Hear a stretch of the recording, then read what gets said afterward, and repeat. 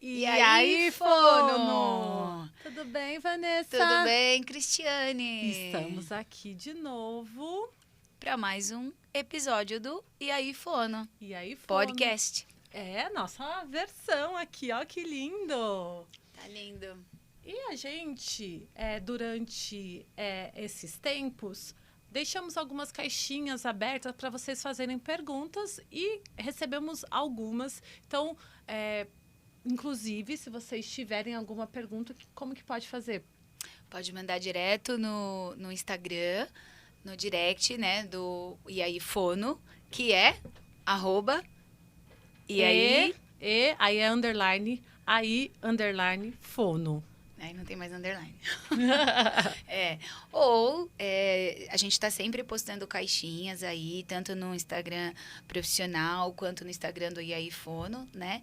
E aí a gente vai deixando aí. Mas se pintar uma dúvida, manda pra gente. Não precisa esperar abrir caixinha nenhuma não, né, Cris? Inclusive, se você está assistindo diretamente pelo YouTube, pode deixar também o comentário em algum vídeo que a gente também sempre olha e responde. Inclusive, para começar, a gente precisa da ajuda de vocês. A gente precisa que você envie esse vídeo para os seus amigos para seguirem a gente e também dar aquele like para ajudar, né? Não, é importante, porque daí não é só o canal ganhando força, mas a maior possibilidade da gente entender um pouco mais qual é a demanda, né? Qual é a demanda de vocês, porque o E aí Fono foi criado exatamente para trazer assuntos que sejam pertinentes e que venham de dúvidas de vocês, né? Então, por mais, a gente sempre repete, parece bobeira, mas eu vou perguntar isso, sim, né? Não importa. Qualquer dúvida tá valendo pra gente usar aqui no E aí Fono e poder esclarecer e bater um papo bem gostoso, né? Inclusive, a pergunta de hoje eu achei maravilhosa. Foi a primeira vez que a gente recebe uma dúvida sobre deglutição. Inclusive, a gente sempre fala sobre isso aqui, né? A questão das pessoas acharem que fono, vincularem, né, a profissão do fonoaudiólogo a uma especialidade ou duas, né? E, na verdade, as pessoas associam muito a fala e a voz, né? Porque fala e voz são coisas diferentes dentro da fonoaudiologia, mas para outro podcast.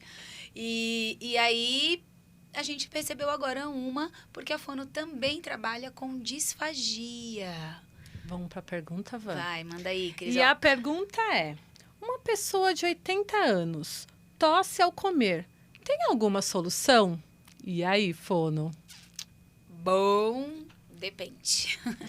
Na verdade, vocês sempre, quem segue o canal, quem está assistindo, sempre vai escutar a mesma coisa, né? É muito importante considerar a avaliação. Por quê? Porque a tosse ela pode vir por vários motivos, principalmente no idoso, né? Cris, fala aí algumas das funções que podem estar alteradas no idoso. Então, é que o próprio momento, o envelhecimento, vai trazer alguns prejuízos às funções corporais, né? Então, a voz modifica, a gente percebe que a musculatura do nosso corpo... aqui se entregando a idade, vai modificando e pensa num idoso de 80 anos, como a questão da força muscular já não está igual estava antes. Então, por esse motivo, a voz modifica e, consequentemente, a questão da deglutição também irá modificar. E a tosse é um presente para nós, porque se tem tosse, significa que ainda tem proteção. A tosse é um sinal bom.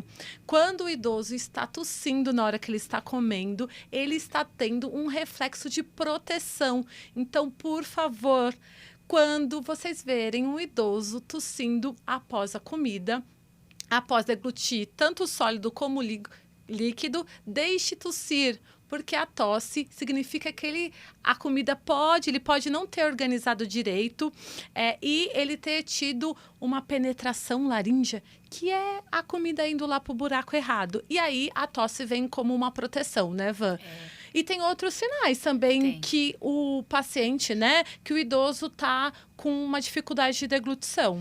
É sempre importante observar que, por mais que seja um reflexo de proteção do nosso corpo, que é super importante, né? E que bom que ele está presente, mas tentar identificar o porquê, como a Cris falou. Então, deixa tossir, né? Mas é importante ficar atento. Por que está vindo essa tosse? Então, ela vem depois de algum acontecimento, algum episódio de internação.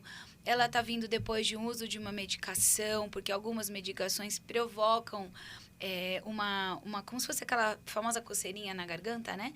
Então, provocam também um pouco de tosse. Algumas medicações para hipertensão, por exemplo, provocam.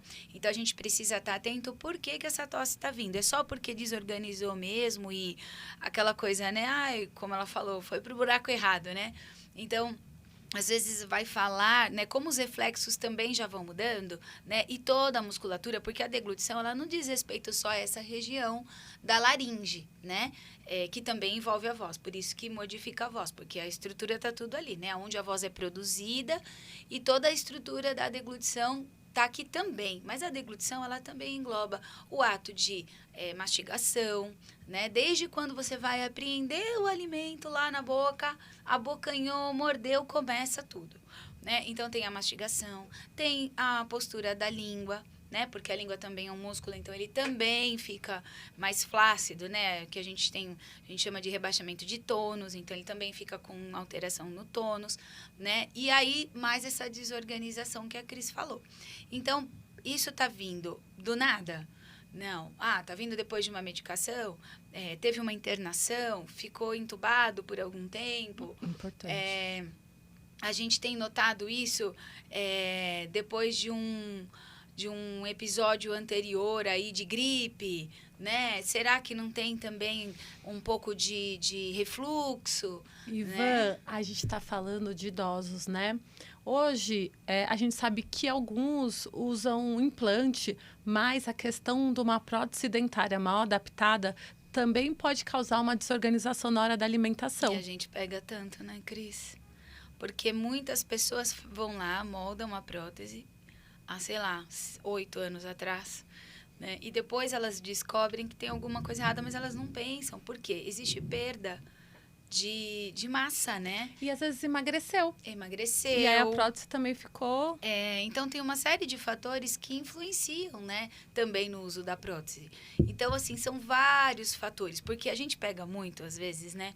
O idoso começa a deglutir e aí vem o familiar e fala, presta atenção, come devagar, mastiga, né? Claro que isso também pode ser um dos fatores, mas a gente precisa ficar atento a uma série de coisas, né? Por isso, a avaliação fonoaudiológica, né? Sempre trazer se é o geriatra, se é o otorrino, né? O médico especialista, aquele que cuida do idoso. É importante trazer esse sintoma, não encarar como algo normal sempre, né? Eu acho que a tosse é normal, é um reflexo de proteção, mas se ela está surgindo, é porque tem alguma coisa acontecendo que o corpo não quer. Né? Isso. E, na verdade, se essa tosse está acontecendo com frequência, significa que essa desorganização na hora de se alimentar está acontecendo com frequência. Eu estou falando de se alimentar, mas pode acontecer também com a saliva. Né? Então, por isso que o fonoaudiólogo é tão importante, não só na questão da alimentação. Inclusive porque, às vezes, um paciente que está com uma sonda nasointeral ou a gástrica, ele também pode continuar engasgando, porque a gente continua produzindo a saliva, né? Porque as pessoas acham que depois que você tem essa ferramenta aí para alimentação diferenciada, né? Que são as sondas, não pode mais acontecer. Não, ele continua tendo a necessidade de engolir a saliva, por exemplo. Eu nunca esqueço de um exemplo, né? Acho que você se lembra quando o pessoal fala assim, nossa, eu estou engasgando com a minha própria saliva. Ainda bem, não é a sua, não é a minha que está entrando aí para você tentar deglutir, né? Então, é muito importante essa observação, porque pode ser a desorganização, pode ser uma coisa que a gente chama de xerostomia, né? Que é a falta, né? A diminuição da salivação. Pode ser o contrário, pode ser uma cialorreia, que é o aumento da produção de saliva. Então, tem várias coisas que é muito importante. Eu sou Como que chama quando você não tem muita... Tem suspeita, lembrei. Eu sou suspeita para falar porque eu amo os idosos, né? Assim, adoro atender idosos, gosto muito. Tem um exemplo dentro da minha casa de uma idosa demenciada.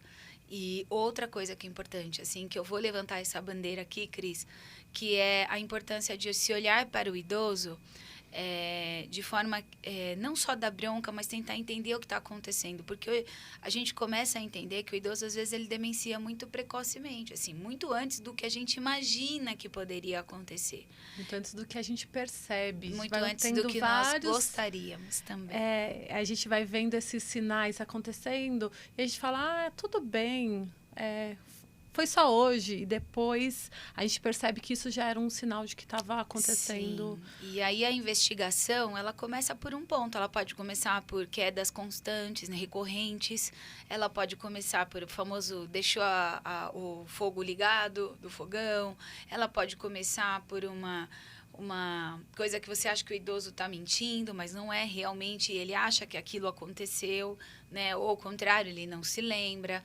E aí você pode ir por um aspecto, ou pelo engasgo constante, e aí você vai dando margem para entender outras questões, porque o corpo ele tem um funcionamento, né? Então, às vezes, por uma questão, você vai tentando entender e aí você vai achando outras, e você chega a um diagnóstico que faz toda a diferença, principalmente com os idosos, porque eles já não têm aquela agilidade, né, para se defender ou para questionar, né, e para entender. Para ele tá tudo certo, né? Então é muito importante olhar para esse engasgo.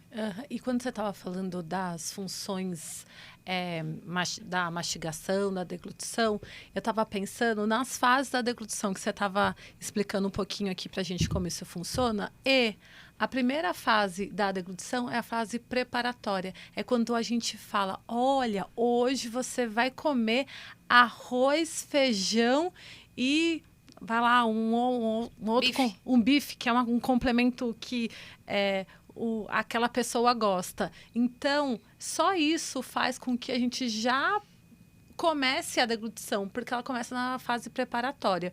Então, eu acho que a gente precisa preparar essa alimentação também nesse sentido, né? Você fala muito da sua mãe e vou abrir o coração aqui, né? Meu avôzinho tem 97 anos e esses dias foi aniversário dele e levamos comidas diferentes. O que aconteceu? Ele engasgou. E aí, na hora do engasgo, a reação primeira que todo mundo tem é: ai, meu Deus, vamos bater nas costas. Desengasga. Inclusive, tira a coluna do coitado do lugar. Né? E aí eu falei, calma, ele está tossindo, ele vai se reorganizar. Então, a gente sabendo que a tosse é um reflexo de proteção, lógico que essa tosse não pode acontecer com frequência. Naquele dia era uma emoção de estar comendo coisinhas diferentes que ele não estava acostumado a comer.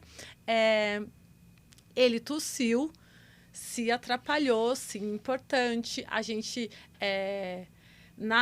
no momento, a primeira coisa que a gente precisa pensar vamos deixar a pessoa se organizar. Se ela não está conseguindo se organizar, aí a gente vai tomar atitudes mais importantes. Mas se isso acontecer com frequência, tem que fazer uma avaliação fonoaudiológica.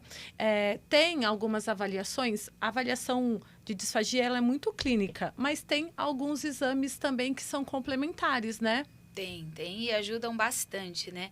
É que é muito importante considerar várias questões. Então, tem o sintoma, né? O que tá, por exemplo, a tosse, né? E você falou uma coisa importante. Eu não sei nessa pergunta se é um idoso ativo, se é um idoso já que precisa de auxílio na alimentação, né? Se é um idoso que precisa de auxílio na alimentação, o que a Cris falou é de suma importância. Porque acha que porque o idoso, de repente, já não liga mais, né? Pega a comida, bate toda a comida. Ele gosta de lasanha, bate a lasanha no liquidificador. Ai, quem gosta de comer lasanha, né? batida? Já peguei vários cuidadores que batiam lasanha, que batiam macarrão com carne, porque ele gosta. Mas assim, gente, comida, a gente come com os olhos também. Precisa ter a cara da comida, né? Precisa trazer desejo de comer. Então, é importante, desde esse momento, muito bem lembrado, Cris, até explicar, olha, você vai comer um pedaço de pão, abre mais a boca e vai morder com força, tá? Porque, às vezes, se você não ajuda, depois que já está lá dentro, ele se desorganiza e engasga. Engasgou, como você falou. Tem que esperar se organizar. E se precisar ajudar, não é no desespero, né? Porque Não é a gente batendo começa a nas gritar, costas. Ai meu Deus, pá, Pá, santa não sei o que, levanta a levanta a mão, mão. sopra, corre, né? E não porque a pessoa, ela já, muitas vezes, ela já entra num estado de desespero por estar engasgado. E aí vê todo mundo ao redor desesperado, né?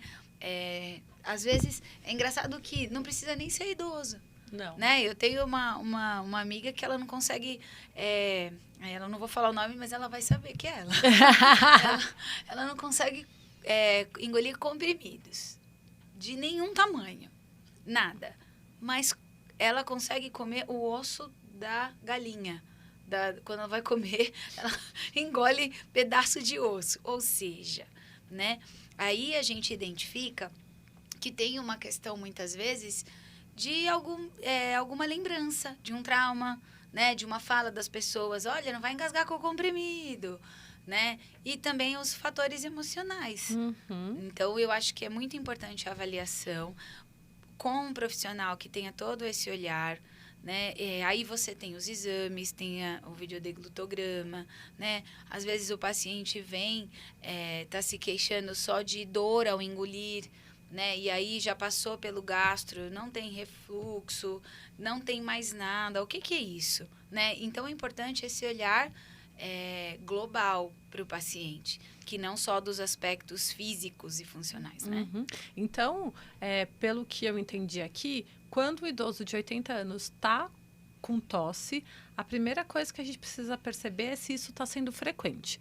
Se isso está sendo frequente, a gente precisa de uma avaliação clínica fonoaudiológica, e se o fono que fizer essa avaliação achar que é necessário esse outro complemento, que é uma avaliação mais objetiva, que é a videodeglutograma. Explica pra gente como que é esse exame. É um exame mais ou menos parecido com o raio-x, digamos assim, né? Então, o paciente, ele é preparado, ele vai comer vários alimentos com texturas diferentes, sólido, pastoso, líquido, né? E ele vai ser posicionado numa espécie de raio-x, onde o profissional, que também é um fonoaudiólogo, né?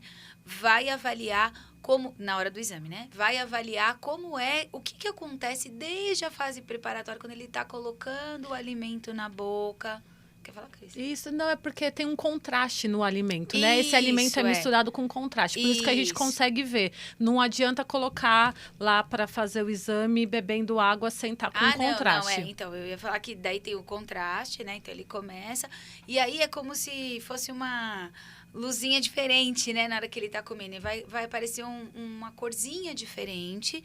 E aí, o fonoaudiólogo vai avaliar o caminho todo do alimento. Como que foi, se ele foi engolido de forma precoce, né? Deglutido de forma precoce, ou se está esperando muito para deglutir, se penetra, como a Clarice falou, né? Entra alimento antes de fato ter que fazer esse processo, né? Porque daí a gente começa a falar nome de estrutura e aí vai ficar chato. A gente não quer falar difícil aqui, não. A gente quer falar fácil. Ou seja, dá para ver se foi no buraco certo ou no buraco errado, se ficou parado, se a tosse, inclusive se a tosse é uma tosse que limpa, porque também tem às vezes tosse que não limpa. Se é uma tosse... E assim, vai avaliando, e isso vai ser um complemento, né? A gente tem bastante pessoas aqui que são estudantes de fonoaudiologia, né? Inclusive, alguns são alunos da Cris também, né? Tem alguns que eu conheço também que seguem o canal, que veem os vídeos. Então, por favor, muito cuidado na hora de avaliar um paciente. Tenha um olhar para o paciente como um todo. Então, não é só, ele escapou o alimento... né, pela boca, a gente chama de escape anterior, saiu escape nasal, né, que é quando sai um pouquinho. Não olhem só para isso. Avaliem um paciente entendendo como que é a relação dele com o alimento, o que ele gosta, porque às vezes você traz alguma coisa que ele não gosta. É óbvio que ele vai ter um comportamento diferente, né? Eu vou comer uma coisa que eu gosto, eu vou saborear, eu vou mastigar, eu vou salivar. Agora, vem com uma coisa que eu não gosto, a gente já vai, né, já vai comendo, até o nosso olhar muda. Então, isso pode mudar tudo. Então, é importante considerar o paciente como um todo. Nossa, você está falando isso e eu me lembro, na época que eu atendia bastante disfagia, que eu fui atender uma idosa japonesa e ela queria comer, eu nem sei falar como que é, a comida que tem um arrozinho, não é sashimi, sushi, sei lá.